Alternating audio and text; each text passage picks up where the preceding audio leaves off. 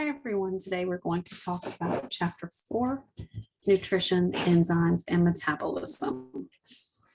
You watched the video on the peanut butter project, and that will give you some insight about what the chapter is about. So the driving questions of the chapter: what are the macromolecules and micronutrients? The macronutrients and micronutrients provided by food. What are enzymes? How do they work? And how do they contribute to reactions of metabolism? And what are the consequences of a diet lacking insufficient nutrients? So the Peanut Butter Project is a nonprofit organization used to provide this substance to increase nutrient availability to those in third world countries. So this is a staple to help end that malnutrition in Africa. So what is malnutrition? This is a medical condition resulting from a lack of essential nutrients in the diet. So today we are going to talk about what those essential nutrients are. Often, but not always, associated with starvation. So someone can have food, but not actually be receiving nutrients within that food. So there are foods that we consider nutrient dense, and then there are foods that are nutrient lacking. Malnutrition is the #1 killer of children around the world. More children die from malnutrition each year than from AIDS, tuberculosis, and malaria all combined. So it is a major concern.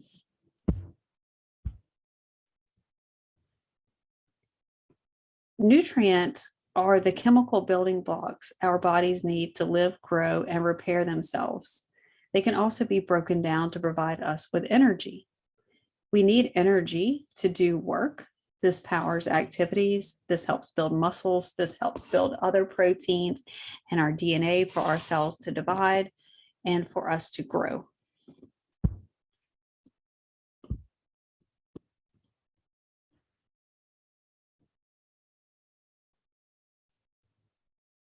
Macronutrients are nutrients that are needed in large amounts. So think of macro as being large. So these are large amounts to maintain health. So these include our carbohydrates, proteins, and lipids. If you remember back in chapter 2, when we started talking about those biomolecules, that is what is essential. 3 of the 4 of those are essential nutrients.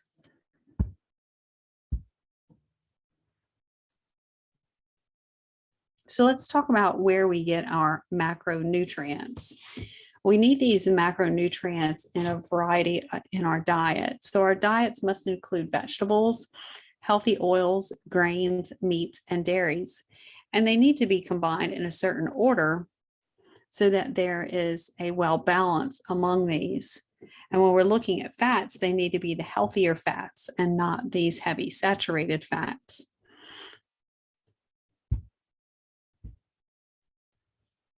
Many foods contain all 3 types of macronutrients: the carbohydrates, proteins, and fats. The proportion of each one varies in different foods. In animal products, these contain more protein per gram than carbohydrates, but in most plant products, these contain more carbohydrates than proteins.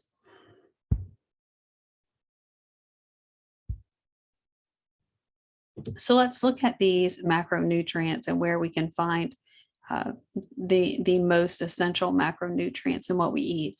So foods that are rich in healthy carbohydrates are our fruits and vegetables, our grains, and our legumes, such as our beans. When we're looking at items that are high in protein, we have our meats, our legumes, and then our dairies and eggs. Foods that are rich in fat, these are dairy and eggs, meats and oils, and they're listed in most abundant. So this is going to be your higher amount, and then this is going to be your lower amount. So when we're looking at fats, your dairy products and eggs, these are higher in fats than your oils, so forth.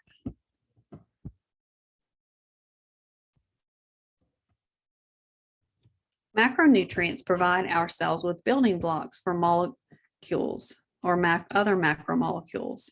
So when we eat these, so digestion starts in the mouth, and in digestion, we start to break our macronutrients down into smaller parts. And then as they transport throughout the bloodstream, they break down even further as they enter into our cells. So once you start to chew and, let's say, break down our carbohydrates, this is converted into simple sugars, and these simple sugars can either be stored in the cell or be used for cell surface molecules. Proteins, if you remember, the subunits of proteins are amino acids. So when we break down a protein, this gives us more amino acids, and this allows our body to build more proteins for enzymes and structural proteins that are needed for our cells. Fats are also broken down into fatty acids and glycerols, and these can be used to build phospholipids and membranes. Fats can also be broken down to make energy or ATP. Nucleic acids, while this is a very small amount in what we eat, these can be broken down into nucleotides, and then the nucleotides are then used to build our own DNA and to make RNA to build proteins.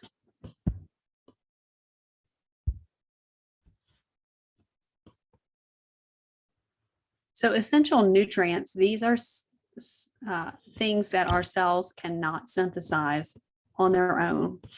When we're looking at essential nutrients that have to be obtained by the diet, we usually think about our essential amino acids. So there are 20 amino acids used to build proteins, but 9 of these cannot be synthesized. So 9 of these must be obtained by eating other proteins.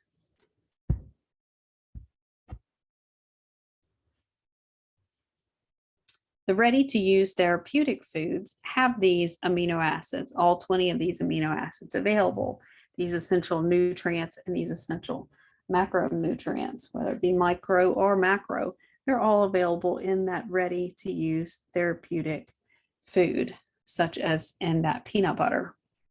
When we're looking at the mixture, there's the skim milk, the oil, the peanut butter, the sugar. So we have a mixture of our carbohydrates, our proteins, and our fats.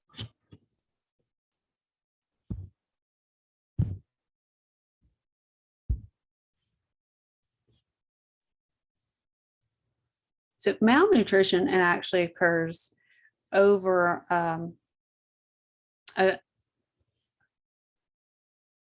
it doesn't happen overnight. So it's a chronic effect from under eating. So especially up to 2 years of age. The child will lack nutrients necessary for chemical reactions and growth and development. So they're not maintaining this healthy or having access to this RUTF food. They do not have the essential nutrients to grow and develop. So let's talk about how, once this RUTF is eaten, how it is digested. So digestion is the process of breaking down huge food molecules into smaller pieces so that our body can use them. It is a series of chemical reactions. It doesn't just happen at once. You have one reactant, then you have products. Those products are further broken down to the point where energy is made. It starts in the mouth and then continues throughout the digestive system. Through each of these reactions, those amino acids are produced, those carbohydrates are broken down into simple sugars, the fats are broken down, and so forth.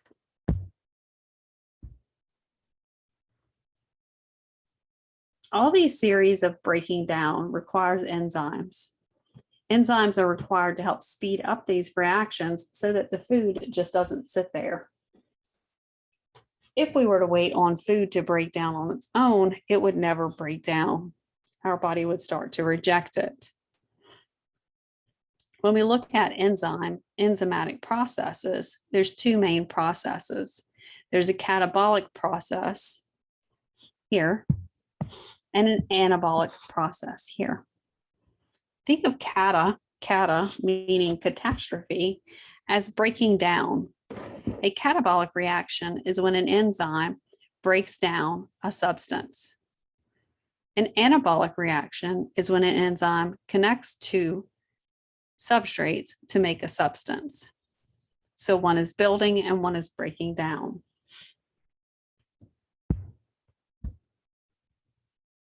Our enzymes are our catalyst. They speed up these reactions. The enzymes are substrate specific, meaning they work on a specific substrate or product, or reactant to give specific products. The active site, as you've learned, is similar to a lock and key type mechanism in which the substrate fits directly into the active site so that you get a substrate enzyme complex. Once the substrate is then fit into the enzyme works upon the substrate and breaks it down or either builds it up depending on the process. Notice that at the end of each reaction, you get the products and the enzyme. So the enzyme can continue to work on other substrates.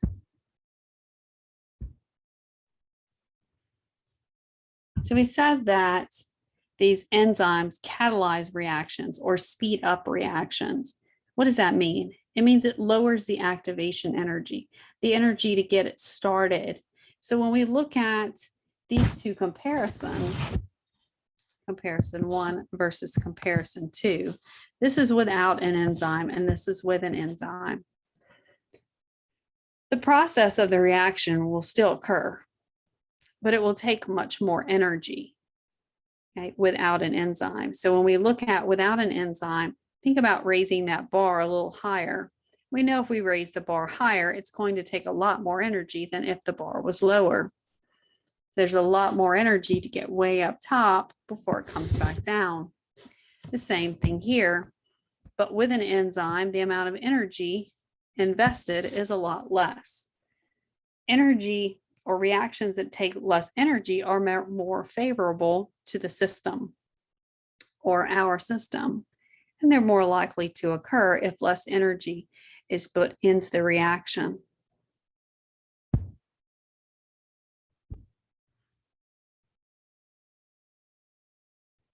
Micronutrients are also required by organisms, but in much smaller amounts than macronutrients. These include vitamins and minerals. And if you remember the RTF pie chart, there were vitamins and minerals in it as well. These are important to maintain health and play structural and functional roles in the body. Let's talk about the differences.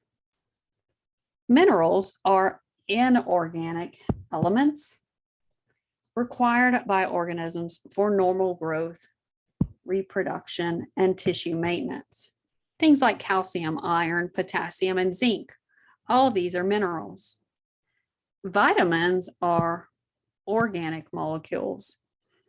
These are required for normal growth, reproduction, and tissue maintenance as well. So what's the main difference? The main difference is your minerals are your inorganics, your vitamins are your organics. And make sure to watch the video on the different types of vitamins, whether they're fat, they're lipid soluble, or water soluble vitamins.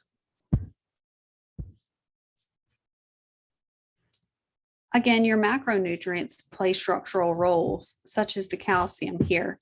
Calcium and phosphorus are needed for bones and teeth, whereas vitamin A, these are needed for healthy skin and vision.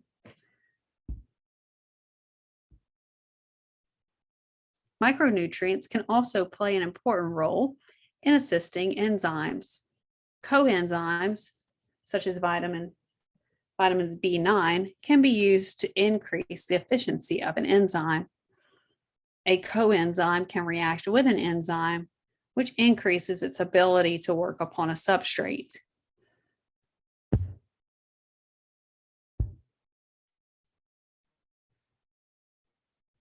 Minerals can act as cofactors, whereas vitamins work as coenzymes.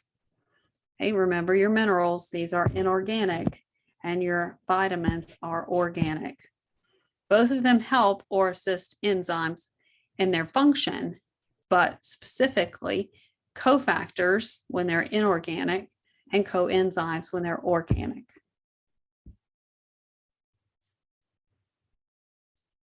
So let's revisit that RUTF when we're looking at the macronutrients as well as the micronutrients. Here you can see all the vitamins and minerals that are inside that 100 grams of powder mix.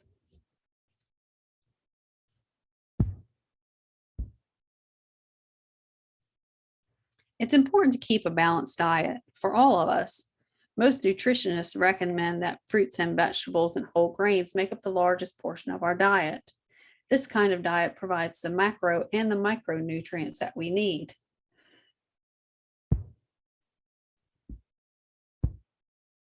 So when you are preparing your meal, make sure that you have a well-balanced diet. Make sure that you have an increase in vegetables and fruits. These are all things that not only facilitate healthy nutrition, but it also provides healthy gut and gut function. When we're eating whole grains, make sure that you eat a variety of whole grains, but when you eat whole grains, don't mix them with high fats. Whenever you mix whole grains with high fats, there is a tendency to store that instead. So don't be afraid of carbs, just be careful how you mix them into your diet. The rule of thumb is if you eat carbs, no fat. Okay, you can eat carbs plus protein, and you can eat protein with carbs as long as you don't have the fat. So when can you eat fat? You can eat protein with fat. Okay, so just be careful how you're mixing these foods. This really helps with mixing and maintaining the healthy weight and healthy balance of your sugar concentration in your body. Thank you all for joining, and if you have any questions, please let me know.